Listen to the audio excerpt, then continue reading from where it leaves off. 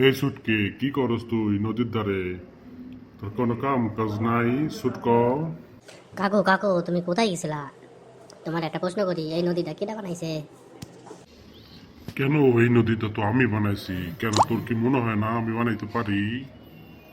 ও তুমি বানাইছো? তাহলে এই নদীটার যে বানাইলা, তাহলে মাটিগুলা কি করছো? কেন এই মাটিগুলো আমি সব খাই ফেলাইছি, কেন তোর কি মনে হয় না আমি খাইতে পারি? ও তুমি মাটিগুলা সব খাই ফেলাইছো? ওই মাটিগুলা রাখছো কোথায়?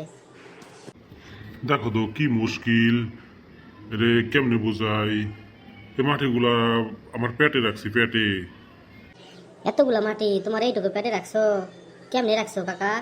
কাকু একটু আমার কও না, খুইলা কও না, তুমি কেমনে মাটিগুলা রাখলা? দেখো তো কি মুশকিল, কি মুশকিলে পড়ছি। ছোকরা পাড়া এই পুচকা যা যা যা যা, সর। খালি পাকা পাকা কথা, বাড়ি যা দৌড়া। এ বল্টু, তুই কি করো ওই জায়গা বসে রইছো? কি আর করুম, দাঁড়াই আছি, নদীটা দেখতেছিলাম। মোটু কাকুর সাথে দেখা হইলো, তারা জিজ্ঞেস করলাম যে এই নদীটা কে বানাইছে। তো সে বললো সে নাকি বানাইছে।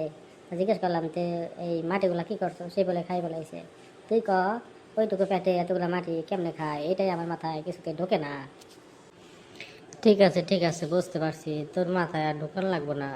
চল, এই মোটু কাকুর কাছে যাই জিজ্ঞেস করি, তোর মাথায় সব ঢুকে যাবে। চল চল চল, বিঘা হয়ে গেছে, চল।